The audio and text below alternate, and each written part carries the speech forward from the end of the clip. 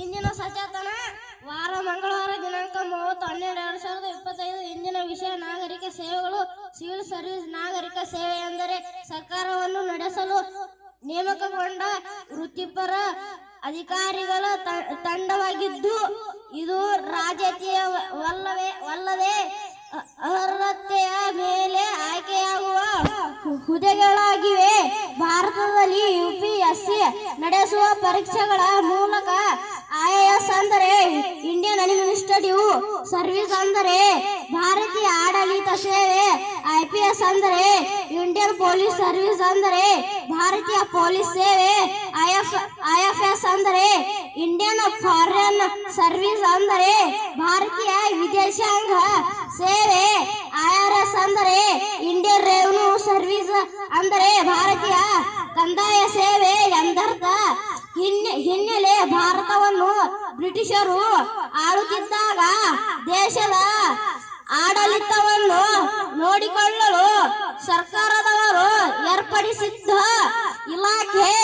ಇದನ್ನು ಸರಳವಾಗಿ ICS ಎಂದು ಕರೆಯುತ್ತಿದ್ದರು.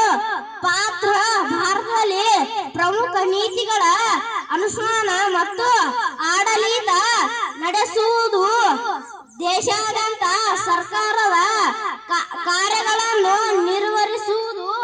ಭಾರತದಲ್ಲಿ ಕಂಡುಬರುವ ಅತ್ಯಂತ ಹುದ್ದೆಗಳು ಇವುಗಳಾಗಿದ್ದು, ಈ ಹುದ್ದೆಗೆ ಸೇರಲು ಅತ್ಯಂತ ಕಠಿಣ ಮತ್ತು ನಿರಂತರ ಪರಿಶ್ರಮದಿಂದ ಮಾತ್ರ ಸಾಧ್ಯವಾಗುತ್ತದೆ. IAS ಇಂಡಿಯನ್ ಅಡ್ಮಿನಿಸ್ಟ್ರೇಟಿವ್ ಸರ್ವಿಸ್ ಇದು ಭಾರತದ ಅತ್ಯಂತ ಪ್ರತಿಷ್ಠಿತ ನಾಗರಿಕ ಸೇವೆಗಳಲ್ಲಿ ಒಂದಾಗಿದ್ದು, ಕೇಂದ್ರ ಮತ್ತು ರಾಜ್ಯ ಸರ್ಕಾರಗಳಲ್ಲಿ ನೀತಿಗಳ ಅನುಷ್ಠಾನ, ಆಡಳಿತ ನಿರ್ವಹಣೆ ಮತ್ತು ದೇಶದ ಅಭಿವೃದ್ಧಿಯಲ್ಲಿ ಪ್ರಮುಖ ಪಾತ್ರ ವಹಿಸುತ್ತದೆ. ಇದು UPSC ವಾರ್ಷಿಕವಾಗಿ ನಡೆಸುವ ಸೇವಾ ಪರೀಕ್ಷೆಗಳಲ್ಲಿ ಉತ್ತೀರ್ಣರಾಗಬೇಕು. ಈ ಪರೀಕ್ಷೆಗಳು 3 ಹಂತಗಳನ್ನು ಒಳಗೊಂಡಿರುತ್ತವೆ: ಪೂರ್ವಭಾವಿ ಪರೀಕ್ಷೆ, ಮುಖ್ಯ ಪರೀಕ್ಷೆ ಮತ್ತು ಸಂದರ್ಶನ. IAS ಅಧಿಕಾರಿಯ ಕಾರ್ಯಗಳು ಆಡಳಿತಾತ್ಮಕ ಹುದ್ದೆಗಾಗಿದ್ದು, ಜಿಲ್ಲಾಧಿಕಾರಿ, ಉಪವಿಭಾಗಾಧಿಕಾರಿ, ಕಮಿಷನರ್, ಸಚಿವಾಲಯಗಳ ಕಾರ್ಯದರ್ಶಿಯಂತಹ ಉನ್ನತ ಹುದ್ದೆಗಳಲ್ಲಿ ಕಾರ್ಯನಿರ್ವಹಿಸುತ್ತಾರೆ.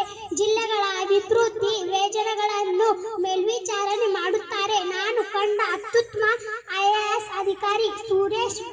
ಇಂಟ್ನಾಳ್, ಕೊಪ್ಪಳ.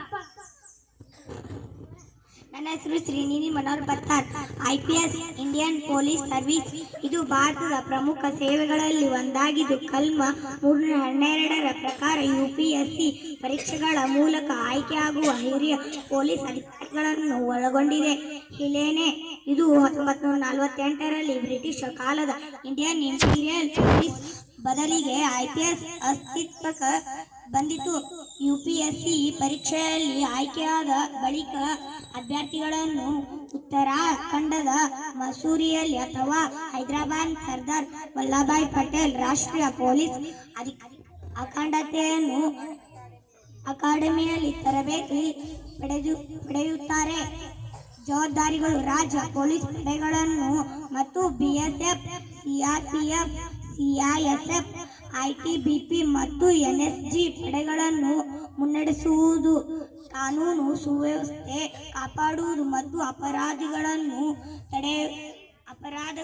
ತಡೆಯುವುದು. IB, RAW, RAB ನಂತಹ ತನಿಖಾ ಸಂಸ್ಥೆಗಳಲ್ಲಿ ಕೆಲಸ ಮಾಡುವುದು. ನಾನು ಕಂಡ ದಕ್ಷ ಮತ್ತು ಪ್ರಾಮಾಣಿಕ ಮಹಿಳಾ IPS ಅಧಿಕಾರಿ Kiran Bedi. IPS Indian foreign service ಇದು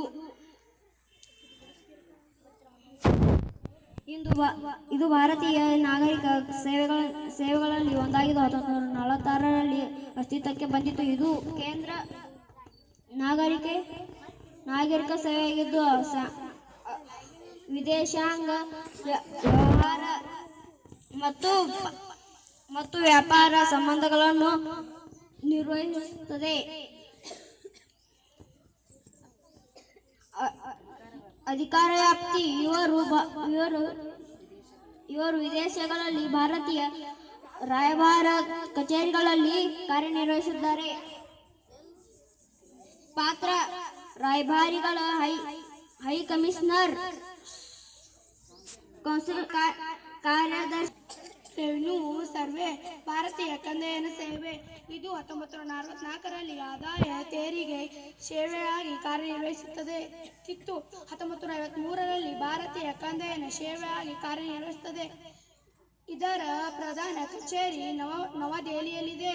ಅಧಿಕಾರ ವ್ಯಾಪ್ತಿ ಮತ್ತು ಕರ್ತವ್ಯಗಳನ್ನು ಇದು ಪ್ರಾಥಮಿಕವಾಗಿ ನೇರ ಮತ್ತು ಪರೋಕ್ಷ ತೆರಿಗೆಗಳನ್ನು ಸಂಗ್ರಹಿಸುವುದು ಜವಾಬ್ದಾರಿಯನ್ನು ಹೊಂದಿದೆ.